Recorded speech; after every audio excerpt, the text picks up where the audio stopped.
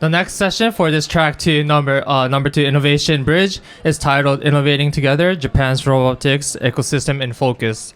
So this session explores Japan's leadership in robotics. It's a cultural and policy-driven innovation and collaboration opportunities with Boston to drive global advancements. Today, we are honored to have our great speakers today. And Mike, are you ready? Yes. Okay, so the stage is yours. Thank you so much. Welcome, everyone. 皆さんこんばんは。So today will be in English, as you might have gathered. For those of you who don't know, we are Robotics X Tokyo, and we're a group that exists in Tokyo and hopefully eventually maybe all across Japan. We exist to sort of bring together a bunch of robotics groups, hobbyists, professionals, and even people interested in just robotics. For example, we've grown a lot just from people finding us on Meetup.com, which is insane because I don't advertise or anything like that. It just happens. So yes, and we are here celebrating with Venture Café.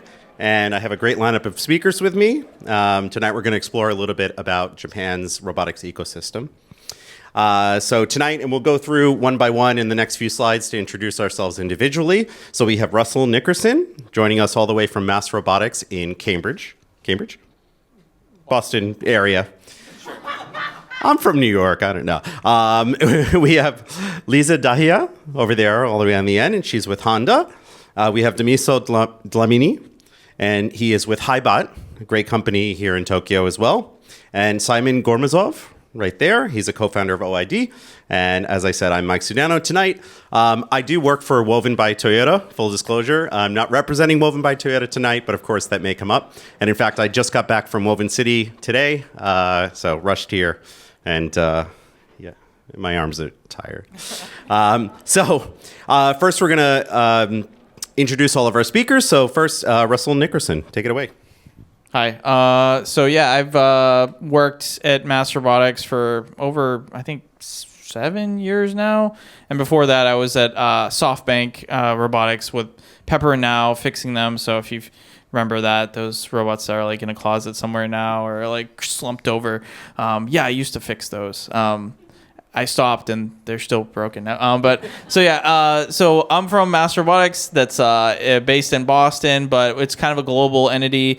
If you're familiar with the CIC or some maker spaces and collaborative co-working spaces, we're kind of that for robotics.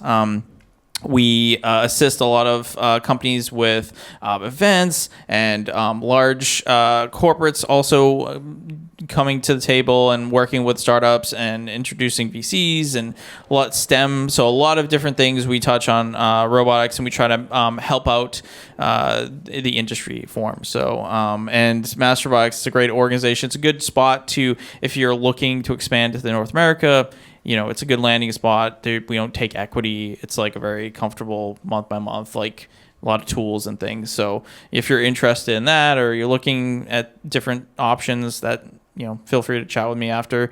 But that's kind of just my intro and a little bit about Mass Robotics. Yeah. Awesome. Thank you very much. And killer jacket, of course. Next, we're going to go to Lisa.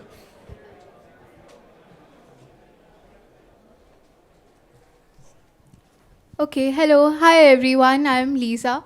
I work at Honda R&D as AI and robotics researcher. So my research area is AI-based vision perception systems, specifically for field robotics or off-road robotics. So that is me with Honda's AWV, which we test on. And the left picture is me at last year's ICRA, where we presented our work. My educational affiliation, I did my bachelor's from IIT Bombay in computer science and engineering, and I'll possibly be joining CMU Robotics Institute in fall 2025. Okay, and before coming to Japan, I was next slide. So before coming to Japan, I was working on this robot, which we call Tezant, like on the names of all the team leads. And this was basically developed by a group of 30-40 undergraduate students. And this is at University Rover Challenge at Utah 2023, and this is like a small group of students that we went and represented India. And the below image is the one of I think close to about 30 international teams that came and presented at this competition. So yeah, I'm very excited about robotics, and I'll possibly continue working in it. Yeah. Oh, this is yeah. All right, next for Demiso. Hi, Indoviso from South Africa, and I've lived and worked in Kyoto, which is very relaxing. And then I came to Tokyo, and it's hard to cope, but I'm doing my best. And worked in factory robotics, which seems boring, but there are a lot of interesting problems to solve in factory production robotics. At the moment, with HiBot, since 3 years ago, I'm working in inspection robotics, which is a lot more difficult to get it to work. Do you want me to show one of the pictures? Oh, yeah, yeah. Sure. Let me just skip ahead for a second. Okay, so this is not exactly the normal image you have of robotics. Can you go to the previous one first? Yeah. So my first exposure to automated systems was in when I was just finishing high school. Somebody invited us down a coal mine that their parents had some connection with, and it was about 200 or 300 meters down. And I was later to find out that that doesn't qualify as a mine in South Africa. South Africa has the deepest mines, as deep as 4 kilometers, and 300 meters doesn't quite qualify as a mine. But anyway, we were underground, and I got a bit claustrophobic. This is called, so there were a couple of sections in the mine, and one of the sections was just normal mining with people and equipment. But this was quite automated. It's called long wall mining, and that blade over there just cuts along the wall, and these things on the left, they keep stepping forward in a ripple, and it was the scariest thing to see. Can you go to the next slide, please? No, the other one.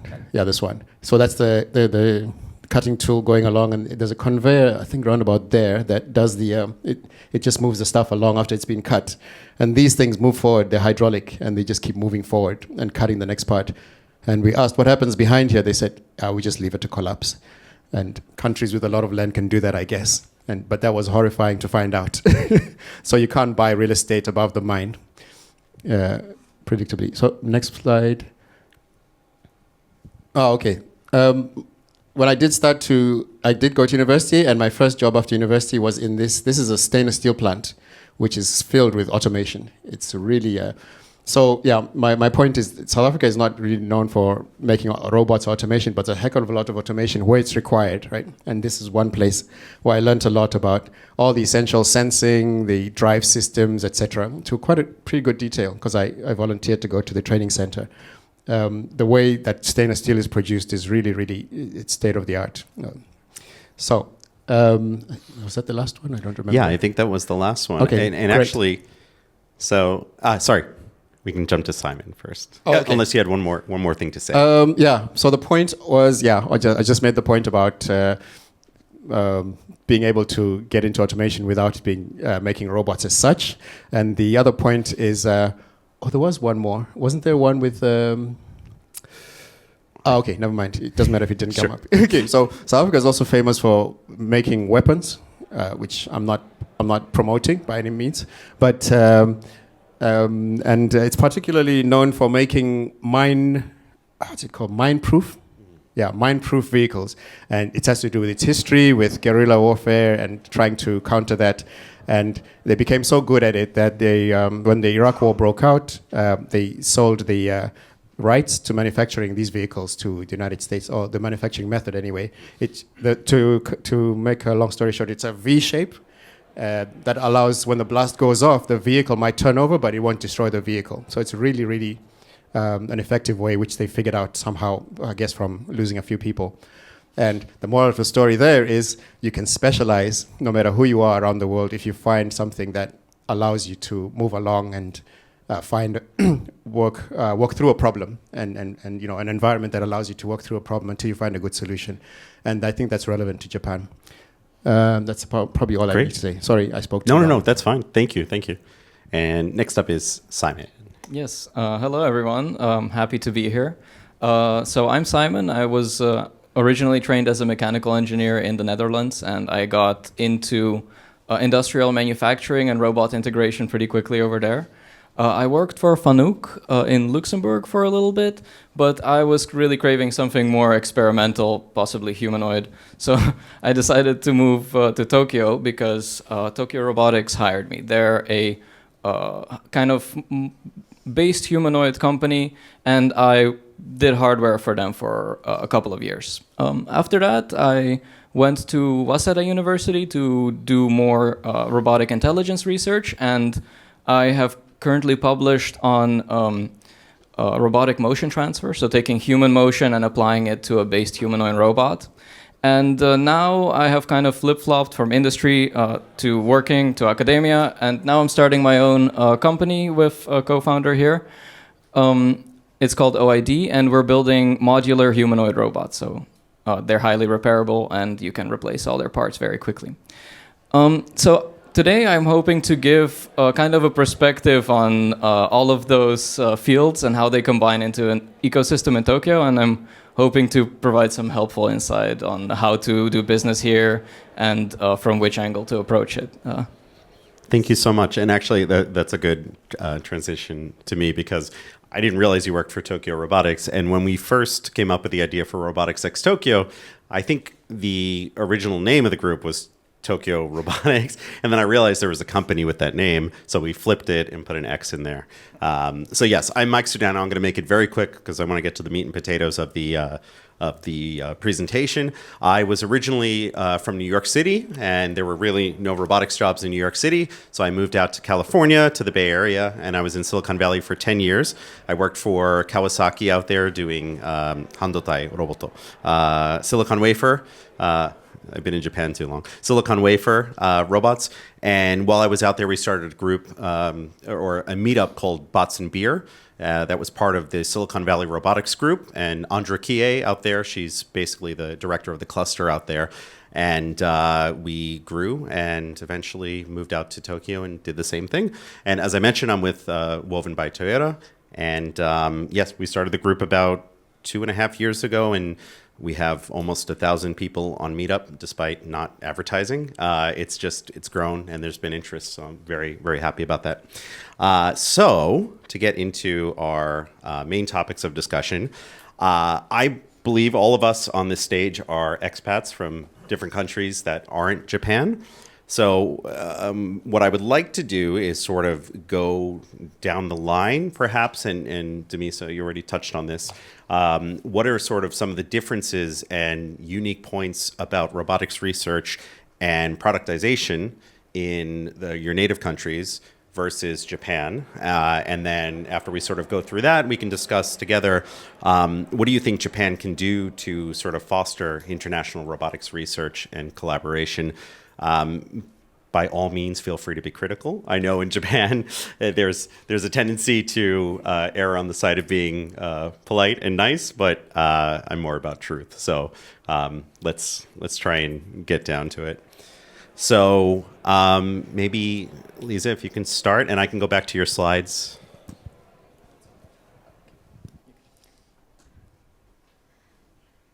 Okay, so I made a small slide to basically outline what different areas are there in India's robotic ecosystem. So firstly, industry research and development. In Japan, especially in Tokyo, there are much higher number of industries and giants who are working on R&D specific problems. So for example, like Mike, you are from Woven, which is like a proper research unit. For Honda as well, they have like a Honda Research Institute, they have a Honda R&D center. But in India, what I've seen is the number of companies that are doing proper R&D are far and few. So one, for example, is Tata Institute of Fundamental Research. But the other two are again like foreign companies, not native to India. Another robotics like another area, another unit that does robotics research are IITs and ISCs, which are top universities where you will. So, for example, I've added like an image of IIT Madras, which is a university's team. They are working on Hyperloop between for like improving transport in India, which is a very great initiative. They're also recognized by government recently. So government is trying to increase their interest in robotics now. It has been stagnated for years, so it is a growing field. Again, so government agencies, they are mainly focused on space and defense robotics, but not on, let's say, personal robotics or self-driving cars. There are very few companies or government agencies that work on startups as well. In India, startup culture is increasing a lot recently, and but again, deep tech startups are still missing. It's still growing. So, which is kind of similar to Japan, I feel. The startup culture is also quite early here. Some future opportunities. One, I personally feel there is a huge lack of formal education. In India especially, like there are no formal degrees where students can specialize in robotics. This is very different from Japan. Like Japan, University of Tokyo, Osaka University, they offer education in robotics, which is like a first step to doing robotics research. There is less funding from government for research and innovation. Again, I think Japan government has a lot of policies for innovation and research, and they give a lot of money for robotics research specifically. And startup culture again is growing, but the deep tech is still missing. So this is like a very high level overview of the differences between India's robotics research and Japan's research. This is maybe Right. So I can comment on robotics research in the Netherlands compared to Tokyo in particular. I think the Netherlands and maybe Europe as a whole has kind of been tending towards trying to implement software systems on already existing hardware. So they're very shy about building their own robots. The kind of go-to research strategy, if there is even a robotics division in a university in the Netherlands, usually most of the research is done in vision systems. So you have a camera, an industrial robot arm, and you try to write some kind of novel application that that does something more efficiently. So that way they can write a paper, show that there is improvement. But as a whole, I have to say I've been disappointed in the Netherlands in terms of developing new robots and new robotic hardware.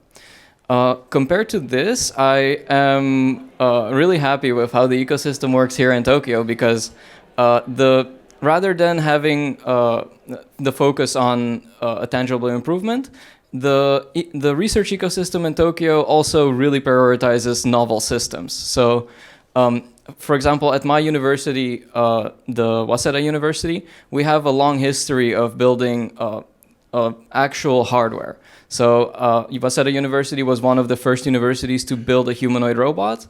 And since then, they've continued to iterate new systems again and again. And I think that is a really good approach, because in my view, a robotic system really shines when you can build the hardware for the software and the software for the hardware to make it coherent.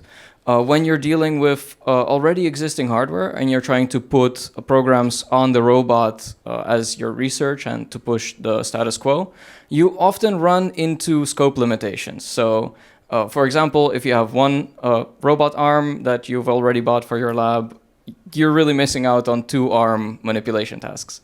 And because of this, I think the difference between Japan, and in particular Tokyo, and the Netherlands is that Japan addresses robotics problems head on. So they start from what kind of research they want to do, and they build the entire system around it. Whereas in the Netherlands, they're more savvy about the systems that they already have and how can they be used to improve on previous research. I hope that makes sense. If I can add anything, go ahead. Yeah, here you go. As far as South Africa versus Japan, from my experience, there's a lot of money, of course, thrown at robotics in Japan, I think, and a lot of what is it called, exploratory research going on, and it's something that seems to have a very good, is seen as favorable. South Africa, on the other hand, is the economy is dominated by a few huge conglomerates, oligopolies maybe, and they, if they need to get something done, they'll find the technology anywhere in the world, or they develop the system in South Africa, they'll get it done. So they have no problem. The problem is if you want to develop something that will benefit ordinary people, but the companies don't see how it's going to benefit them, then they're not that interested, right? So universities have this problem where they're trying to, they think, oh, this is good, we could develop this, and then if the big company's not interested, they're sorry, try someone else. And that includes mining companies, the state-owned energy super company, there are car manufacturers in the country, and so on and so forth. And so, so I did come across a few research projects and so on and to see what they were into, and it was things like how to crush platinum ore more efficiently, and finding the lightest cable that you could for the elevators in a mine, right? Because as I said, some of the mines are 4 kilometers deep, the deepest mines at the moment. And of course, it's a multi-stage. You can't go down in one shot. But they do research like what fiber or type of material can we use for the cable to get people down there. So they throw money at this. And if there was anything that was robotics related, they would do it. There was, for example, the Eskom, the power utility did pay for somebody to develop a robot that runs along the power lines and does some inspection. So that when it needs to be done, it's done. But otherwise, it's not really the government itself saying let's throw a lot of money at it, and the companies themselves are. If it happens, it's great. On the other hand, on the positive side is the fundamental sciences, mathematics. The fundamental engineering education is pretty thorough, and to an extent that many of us would, when we graduated, we're like, why did we learn all that stuff? Because many cases in South Africa, you end up being a manager in a plant, maintenance manager or basically managing technology, the sourcing of the technology, or making sure the lines keep running, because all the shareholders just want is their money. So we buy stuff from Asia, from Europe. And so there's not much drive to do the research, but the engineers themselves are pretty well grounded in the essentials from mechanics, statics, dynamics, thermodynamics, the mathematics of say, calculus of several variables, matrix mathematics, vector analysis, all of that.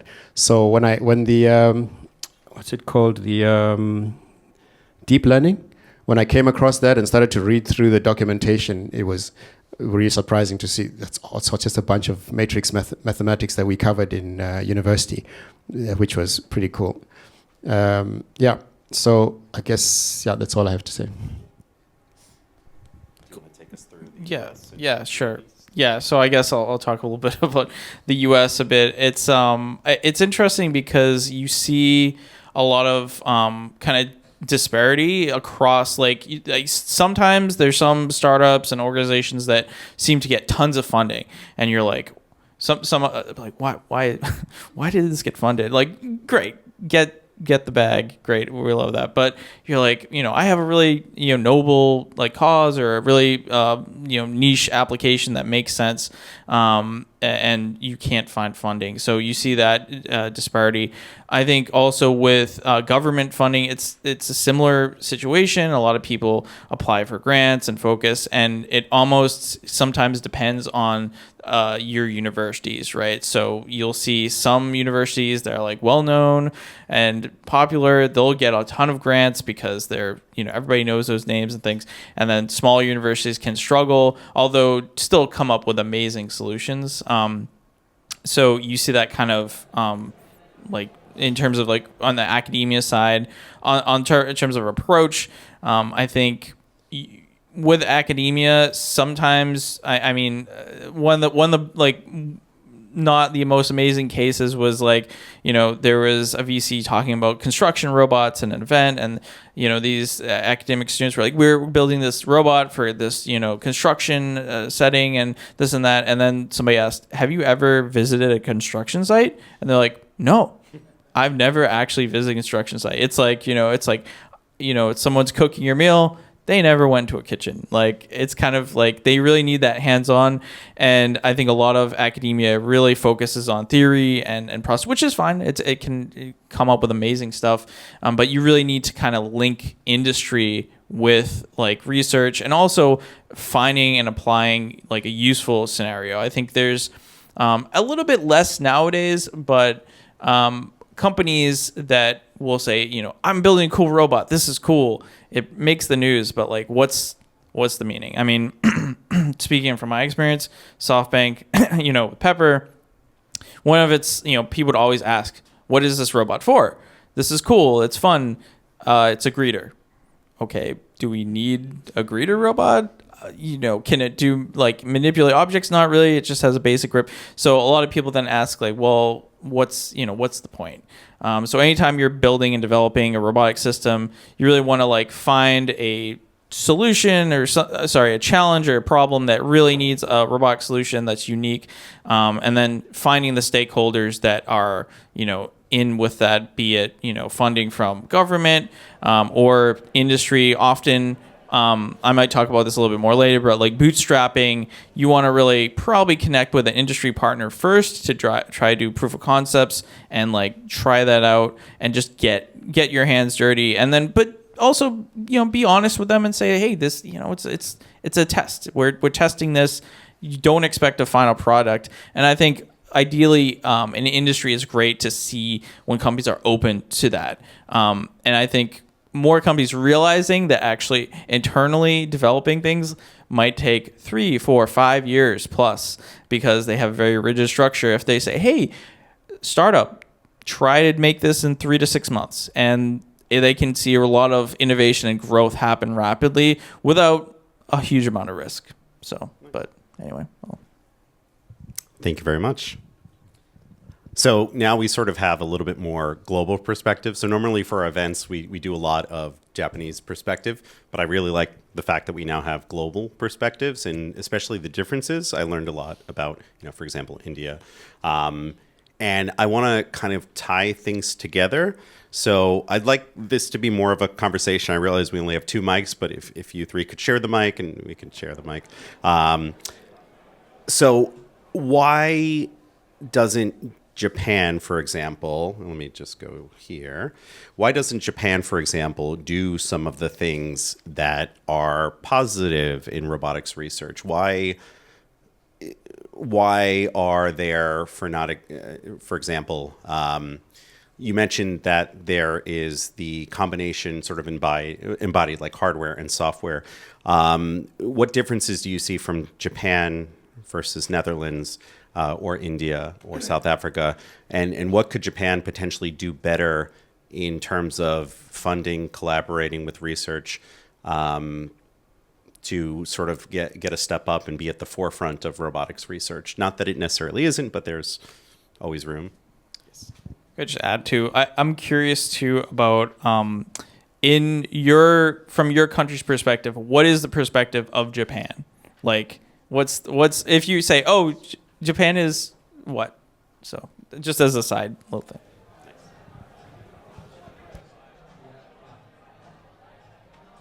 Hello. Yeah, I can speak on the commercialization of robotics in Japan.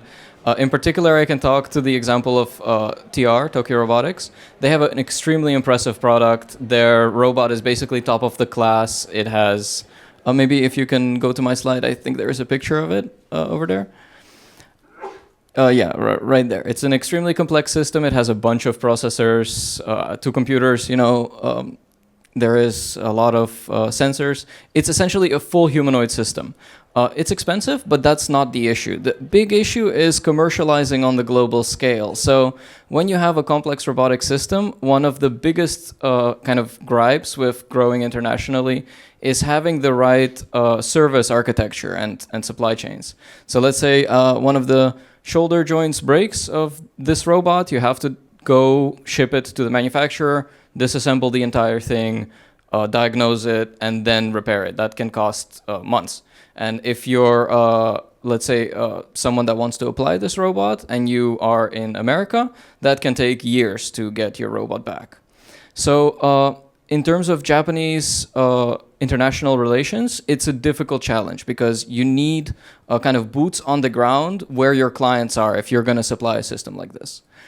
This is what we're trying to tackle with my company, but I won't get into that. I want to comment instead on kind of how we see Japan from the Netherlands. In particular, the perspective of the Netherlands on Japan in terms of robotics is that Japan is completely in a different league. They are in space compared to what the Netherlands is doing. And I think it's partially true. The types of systems that you can find in Japan, like this robot that I'm friendly with over there, is not achievable in the Netherlands. It would take millions of dollars to develop and build.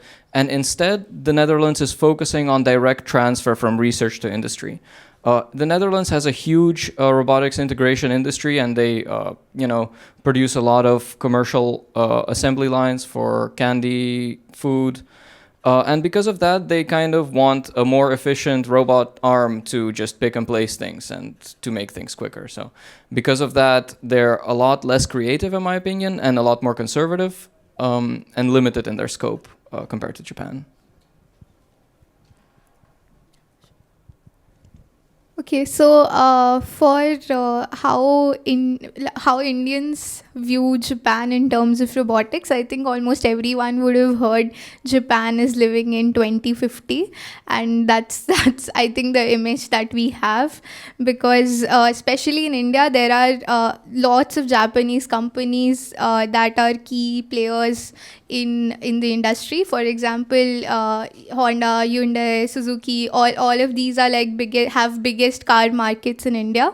So so we do have like a very positive image of Japan in terms of robotics. Personally, that's what I felt, and that's what drove me here to work.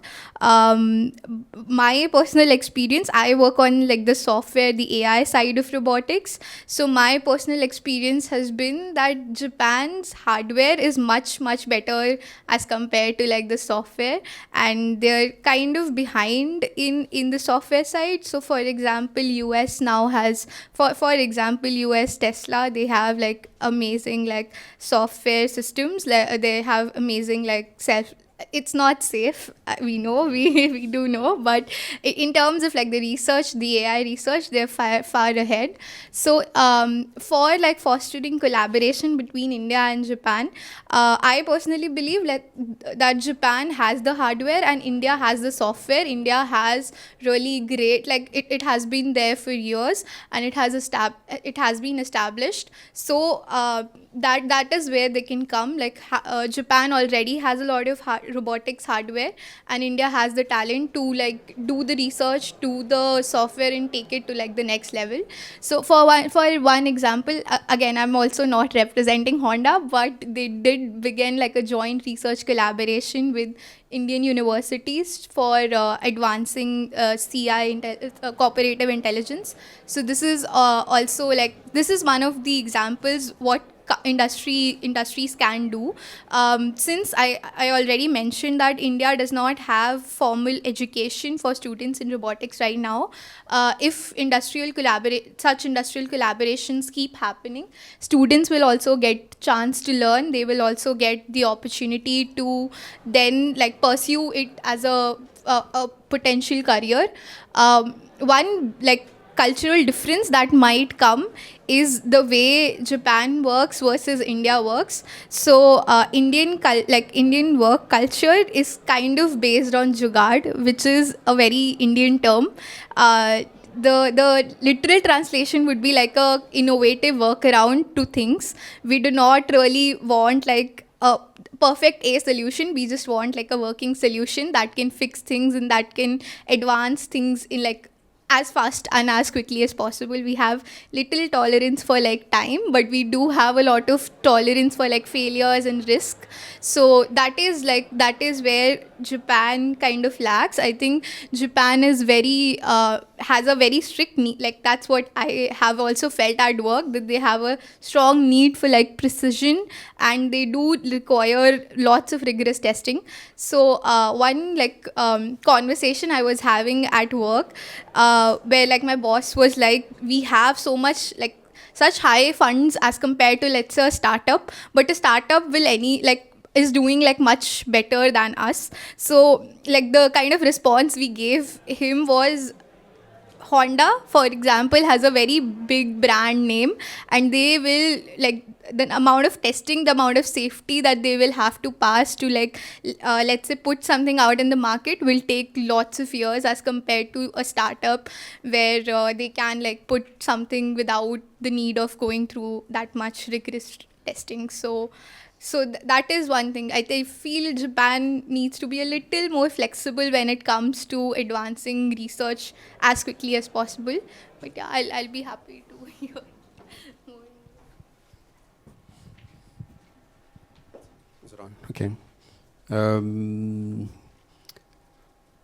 Difference. So the image of Japan, I think, is a positive one from South Africa, and I'm not sure how many people who visit from South Africa think they could stay, because I think after a while they find a lot of things about high population density and all that, and that is a very not South African thing. People love their space, and in the suburbs even in big cities like Johannesburg, everybody has a pool in the upmarket suburbs. So in some ways people love the products, people love the output from Japan, and people have a positive image, and they say, people comment over the internet, that's great, that's amazing. But the one of the problems is people get a very extreme view. People post on the internet things that are really like at the outer edge. It's not necessarily day-to-day life. So when people send me messages, say, did you see this? I say, yeah, but that's not everyday life. That's some crazy guy made that, and yes, it exists, but we don't see that every day.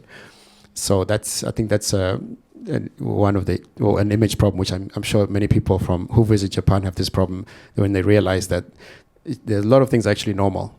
I mean, quite normal. So that's one thing about image. But there are a lot of cars, Toyota, and I think, what's the market share in South Africa? It's probably like half, even in South Africa, the Toyota's market share, and then there's Nissan and so on. And people are quite happy to drive those cars, although recently the Chinese are cutting into the market, and quite swiftly, actually. What else? So a shock that I got coming and living here was, and I think it has probably an impact on the ability to collaborate, which I think you mentioned as a problem, is the size of a social network that one person will have here is considerably smaller than a South African would have, right? And the explanation goes something like this. So, when I was studying in Kyoto, doing my doctorate there, I met somebody I knew socially, a Japanese guy, and he was finishing his undergrad soon. And I said, come to my lab, and he said they want to see which lab they want to go to for masters, right? And I said, come over, and I'll get somebody in my lab to show you around. And so so I go and talk to a master's student and say, can you show this guy around? He says, yeah, sure. Then after he says yes, he says, wait, how do you know this guy? And I'm like, I don't know. We go to the same university. He's in this university. But he asked the question like 3 times, and I had to dream up something. I don't know, same club or something, you know. But he really wanted to know. In South Africa, they wouldn't care. Like, oh, who's this guy? What's his name? Okay, sure, I'll show him around. No problem, right? And so that was a shock, and I think that was the first time I came across it. It wasn't the only time I came across it. And when I lived in Johannesburg, for example, and on a Friday night after work, it'd be a party at someone's house at some place, and then you'd meet people and exchange numbers, and you could call those people. It wasn't just like, just polite exchanging numbers. You could call them up, and so I did that sometimes. I'd call this guy, hey, you remember I was at the party? Oh yeah, the guy, you know.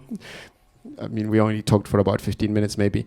And then he's willing to help. He says, oh, I've got this problem. What do you know? Maybe he's in banking. Maybe he's in medicine or whatever he's in. He'll help you out. He'll search you out. So the social networks came together really quickly. It was very fluid and people. So I think partly that meant maybe what you mentioned about not having to find the perfect solution. You'll be able to find someone who give you a good enough solution. You know, you don't have to go through the whole R&D, whatever. Someone will make a plan. You know, you can make a plan somehow in your social network. So I think that's something that Japan should take advantage of. Is that there? I think in a room like this, you know, you could find so many solutions that will allow you to take shortcuts in your projects. And you should take those. Why waste time doing something that's already been done, or somebody can do it in 2 weeks, whereas it will take you 6 months, right? Do that, and then move on to greater stuff. You know, stuff that's more difficult to do. So that's my suggestion. Thank you. Unfortunately, I think we're going to have to wrap up now. A very, very short topic tonight. Afterwards, we will be meeting, I believe, outside, but also maybe over across the street at CIC for our normal sort of socializing. Please find me or find one of us, and we'll let you know where we are exactly. Just very quickly, thank you to everyone for coming out. This is one of the biggest crowds we've had, which is fantastic. Please tell your friends, tell your family, especially if they're living here in Tokyo. Please follow us on social media. It's unlisted group. But you can still join LinkedIn and Meetup. And it sounds, just to wrap things up, like Japan robotics research, maybe research in general, can learn some things from other countries, especially perhaps being okay with failure, being a little bit more friendly, giving out phone numbers at parties, things like that. So especially given the state of the world right now, especially in the US, where there's a lot of unfortunate xenophobia and sort of institutionalized hatred of foreign peoples. Please be kind and meet people from other countries and don't allow that to happen. I'll talk a lot more about that in person outside, but thank you, everyone. See you. Thank you for this wonderful session. Once again, please give a big round of applause to our speakers.